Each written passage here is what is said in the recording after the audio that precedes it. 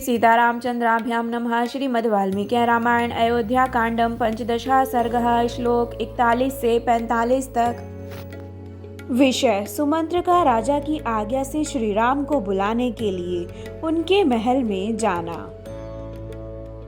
ततः समासाद्य मादनं महत् प्रहृष्य रोमास बभूव सारथी मृगेरं मयूरश्च समाकुलोलवर्णं ग्रहं वराहस्य शचीपतेरेव। अर्थात उत्तम वस्तु को प्राप्त करने के अधिकारी श्री राम का वह महान समृद्धिशाली विशाल भवन शचीपति इंद्र के भवन की भांति सुशोभित होता था। इधर उधर फैले हुए मृगों और मयूरों से उसकी शोभा और भी बढ़ गई थी।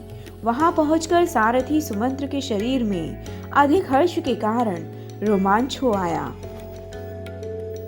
स तत्र कैलाशनिभः स्वलंकृतः प्रविश्य कक्षायस्त्रिदृशालयोपमः रियान् वरान् राममते स्थितान् बहून् व्यप्योयः शुद्धान्तम् उपस्थितौ रथी। अर्थात वहाँ कैलाश और स्वर्ग के समान दिव्य शोभा से युक्त सुंदर सजी हुई अनेक ड्योढ़ियों को लांघकर श्री रामचंद्र जी की आज्ञा में चलने वाले बहुतेरे श्रेष्ठ मनुष्यों के बीच में छोड़ते हुए रथ सहित सुमंत्र अंतःपुर के द्वार पर उपस्थित हुए।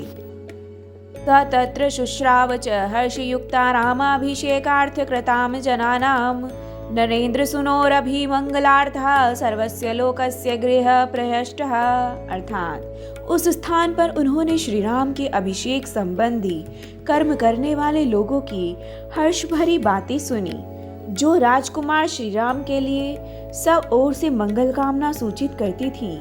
इसी प्रकार उन्होंने अन्य सब लोगों को भी हर्ष उल्लास से परिपूर्ण वार्ताओं को श्रवण किया।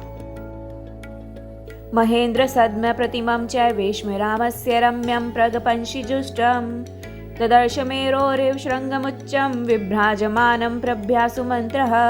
अर्थात श्री राम का वह भवन इंद्र सदन की शोभा को तिरस्कृत कर रहा था।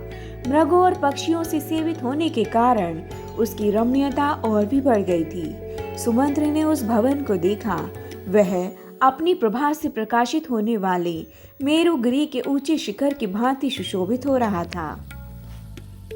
उपस्थितेरंजलिकारिभिश्च सोपायनैर्जानपदैर्जनश्च कोट्यापरार्धेश्च विमुक्तयानहे समाकुलं द्वारपदं ददर्श। अर्थात उस भवन के द्वार पर पहुंचकर सुमंत्र ने देखा श्री राम की वंदना के लिए हाथ जोड़े उपस्थित हुए जनपदवासी मनुष्य अपनी सवारियों से उतरकर हाथों में भांति भांति के उपहार लिए करोड़ों और परार्धा की संख्या में खड़े थे, जिससे वहां बड़ी भारी भीड़ लग गई थी।